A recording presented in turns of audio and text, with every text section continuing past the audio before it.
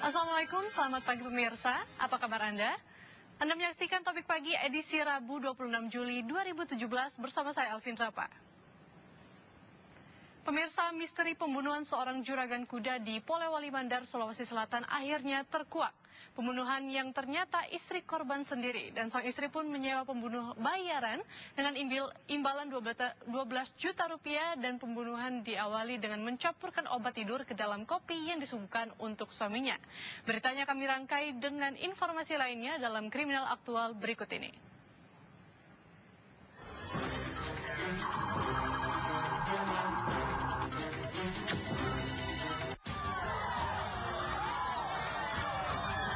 Misteri terbunuhnya Abdul Waris, juragan kuda di Polewali Mandar, Sulawesi Selatan, akhirnya terungkap.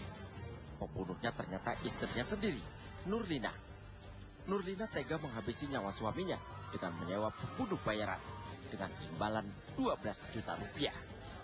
Sebelum korban dihabisi, sang istri durjana itu sempat memberikan kopi yang tercampur obat tidur.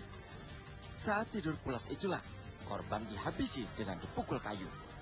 Cara istri menghabisi nyawa suaminya itulah terungkap dalam rekonstruksi dengan 38 adegan di lokasi kejadian.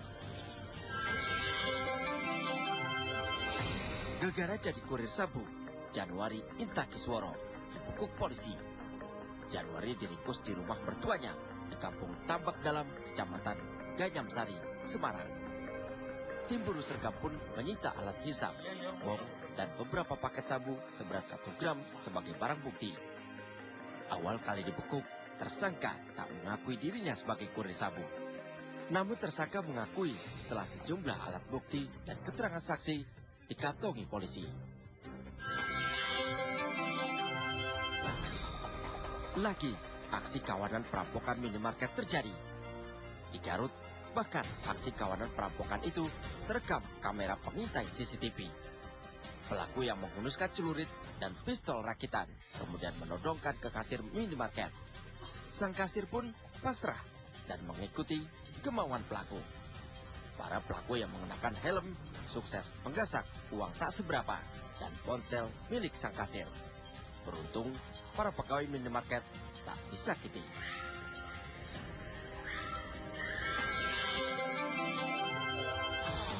Kota Makassar kembali dihebohkan dengan aksi kawanan maling yang sukses menggasak harta hingga miliaran rupiah.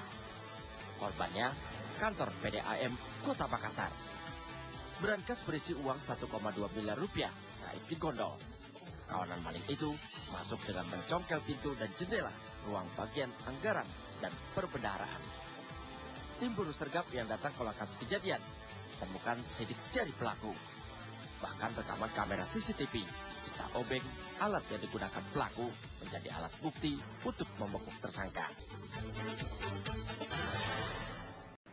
Pemirsa, 2 warga negara Jerman yang selamat dari musibah terbaliknya kapal cepat rezeki baru di Tarakan, Kalimantan Utara mengaku syok dan memilih membatalkan perjalanannya menuju Pulau Derawan. Sedangkan 10 korban tewas telah diambil keluarganya. Dan sementara itu di Jakarta, sosok mayat pria tanpa identitas ditemukan di tempat pembuangan sampah di Cengkareng, Jakarta Barat. Selasa malam tadi diduga ia dibunuh lantaran saat ditemukan tangan dalam keadaan terikat. Informasi lengkapnya kami rangkum dalam Topik Serba-serbi.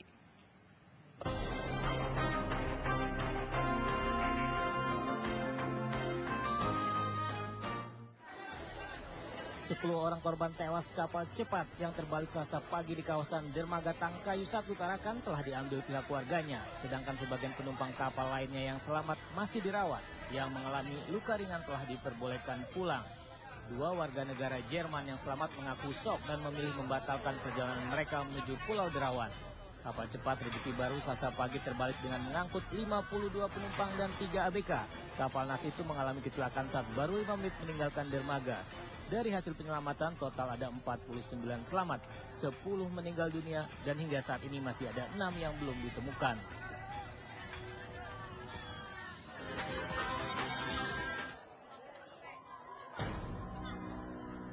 Dalam kondisi mengenaskan dan tanpa busana, pria tanpa identitas ini ditemukan warga di lahan kosong yang dijadikan tempat pembuangan sampah di kawasan Cengkareng, Jakarta Barat Selasa malam. Dugaan sementara, pria Malang yang diperkirakan berusia 16 tahun ini merupakan korban pembunuhan yang dibuang di lokasi tersebut. Demi kepentingan penyelidikan, jenazah korban dibawa ke Rumah Sakit Polri Kramat Jati, Jakarta Timur untuk diotopsi. Kasusnya kini ditangani Satreskrim Polres Metro Jakarta Barat.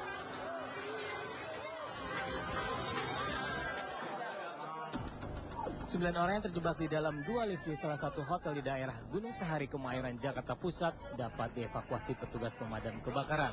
Petugas damkar terpaksa membongkar lift yang macet untuk mengevakuasi 9 orang yang terjebak dalam 2 lift yang anjlok antara lantai 1 dan lantai 2. Menurut petugas damkar, di lift pertama ada 7 orang yang terjebak, sedangkan di lift kedua ada 2 orang lainnya.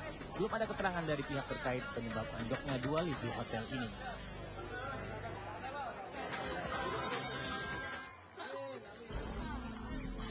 Komoditas garam dapur baik garam kasar atau halus di Kabupaten Tangerang, Banten menjadi komoditas yang susah dicari sejak 3 pekan terakhir. Hal tersebut terlihat di sejumlah pasar tradisional, salah satunya di Pasar Ciung Tiga Raksa. Menurut pedagang setempat, persediaan garam sudah menipis sejak Idul Fitri kemarin. Imbasnya para pedagang terpaksa menaikkan harga garam halus maupun kasar hingga 4 kali lipat dari harga biasanya. Sejumlah warga yang membeli garam di pasar mengaku mengingat harga terkini garam yang tinggi, mereka pun pasrah mengkonsumsi garam kasar yang tidak beriodium dengan kualitas rendah karena harganya yang relatif terjangkau.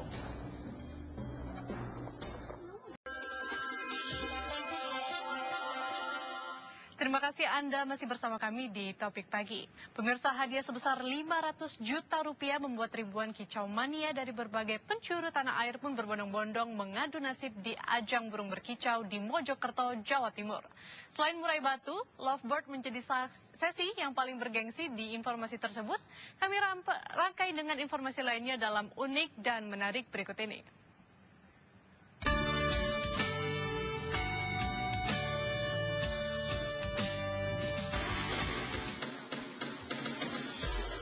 Ribuan masyarakat Wonosobo, Jawa Tengah berdesakan sambil berebut dan berusaha mendapatkan isi gunungan hasil bumi yang digelar di Komplek Alun-Alun, Kota Wonosobo. Tradisi gebyok berkah rebutan gunungan ini rutin digelar setiap tahun sebagai ungkapan rasa syukur warga dan pemerintah kepada Sang Pencipta akan kemakmuran dan melimpahnya hasil panen. Sebelum diperebutkan hasil bumi ini diarak sejauh 2 km berkeliling Kota Wonosobo. Tradisi gebyok berkah tahun ini juga sekaligus menjadi rangkaian perayaan Hari Jadi Kota Wonosobo yang ke-192. Tak butuh waktu lama, 15 menit saja gunungan yang berisi hasil bumi tersebut ludes.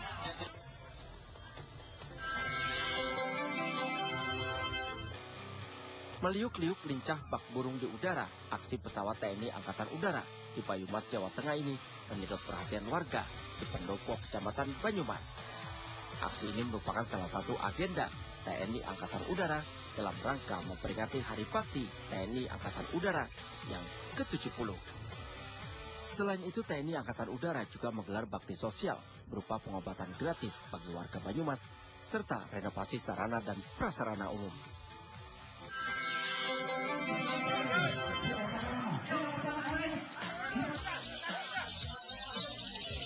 Ribuan kicau mania dari berbagai daerah di Indonesia meramaikan lomba kicau burung Wali Kota Mojokerto Cup. Dalam lomba burung berkicau ini yang memperebutkan total hadiah 500 juta rupiah, panitia menyediakan 23 kelas lomba bagi para kicau mania. Di antaranya kelas khusus berbagai jenis burung kicau hasil penangkaran. Dengan adanya lomba burung kicau, diharapkan mampu mendorong masyarakat agar semakin sadar akan pentingnya konservasi burung, terutama burung yang populasinya hampir punah. Selain itu, dengan penangkaran burung dapat dijadikan lahan pekerjaan baru yang bisa menambah pundi-pundi keuangan keluarga. Demikian laporan tim Liputan Topik.